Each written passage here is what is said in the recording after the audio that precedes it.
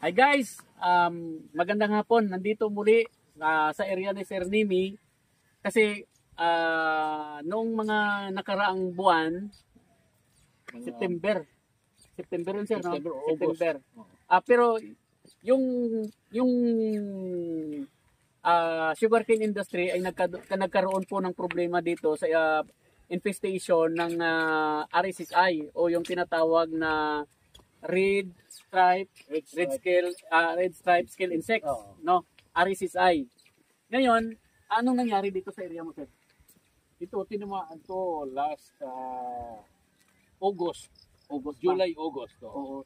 Tapos, di ba nung napuntahan natin ito, nung nag-check tayo, nag-yellow na yung... Oo, nag-yellow na. May mga ano na siya, may mga tawag nito, Infestation. at saka may mga ano talaga, may mga insect na. Ngayon, ano ba ang epekto ng RSSI sa industry ng tubo dito sa inyo? Di ba kauna-unahan pa lang na natamaan kayo ng RSSI. Ano yung nakita mo? Of course, ang internode lumiit. Maliit ang internode. Tapos, size ng stock maliit din.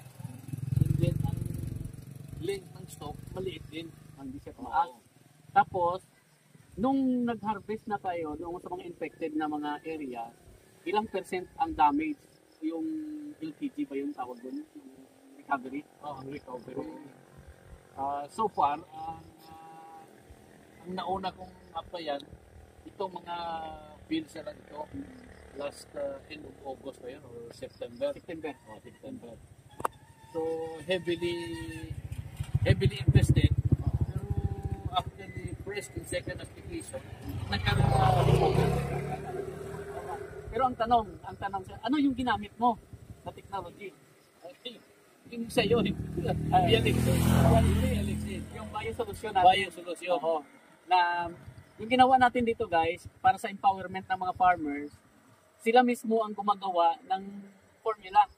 Bali sila mismo, hindi na sila bumibili sa labas na by litro-litro, kundi tinuturuan natin sila na sila na mismo ang gagawa na magtimpla sa isang drum at saka mag-spray dito sa area. Ngayon sir, nung nag-spray ikaw, ilang days mo nakita na may maganda ng result? Upon first application, first day, early morning, and then just after 24 to 48 hours, makita mo ang insekto.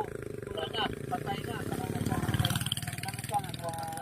Tapos yung anak na sa loob, makita mo